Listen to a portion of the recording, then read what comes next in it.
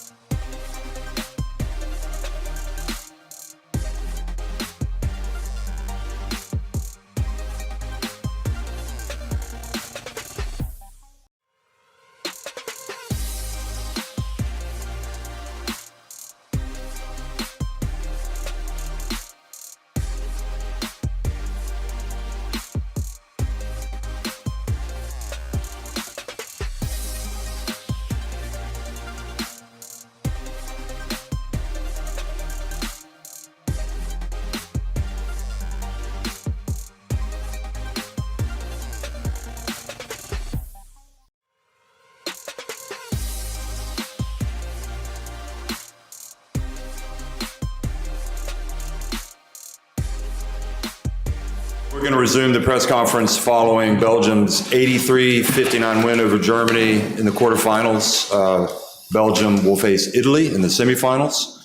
We're joined by Emma Messermann and Mike Thibault, and we're going to ask Mike if you could please give us a comment. Well, this is my first one at EuroBasket in the quarters, so it's a good way to start for me. I think the biggest thing for me is that our players have bought into the defensive mentality that we have. It kicks in our offense for us. We're trying to put constant pressure on the opponent with the pace of the game. And, you know, even though we had a little bit of a slow start defensively, we kept playing at the pace that we wanted to. We got good balance of getting the ball inside and outside. I think our two post players made it very difficult for Germany inside, and when they came to help, we were able to move the ball and knock down open threes. Obviously, Emma was absolutely terrific today, as she is most of the time. So it makes it easy for a coach when you have players like her and others who have done such a great job. I thought our perimeter defenders, particularly Antonia, today did a really good job on a tough assignment in guarding FIBA, who was a terrific player. We made their top scorers have to work today. And I talked to our 2 point guards. I thought they did a great job of controlling the pace and tempo of the game. And so all around, very satisfying. Thank you, Mike. Emma? Basically, coach said everything. It's like he said, we know that we're not going to win the game in the first half, but usually our third quarter is pretty good. I hope we keep it up that way, because if we keep the tempo and we work on the details that we talk about in halftime, then that's how we come out in full confidence, and we can kind of break a team, and it's up to us to keep it up, which we did today for 20 more minutes. So I'm proud of the team. It was different people in different moments. Kiki had a little hard start, but in the end, she was the one to kill the game for us. So that's how Belgium plays, Okay, thank you, Emma. If you have a question, raise your hand and we'll get a microphone to you. Any Belgian journalists first? Okay. The Spanish journalist. Why don't we start with Spanish journalist? Okay. Coach, congrats on the win. As you said, first time EuroBasket, first time in European basketball. How was the perspective for a veteran coach like you coming here and watching all this tournament? How it's going? I mean, I have a little bit of an edge and not being a complete rookie in that, number one, I got to come and sit and watch EuroBasket 2 years ago, and then having been a part of the U.S. staff where we've had to play in Olympic qualifying tournaments and the Olympics and the World Cup, the format's very similar. So, that part is familiar for me. Most of the top players in this tournament I've watched. Some I've coached against, some I've, had,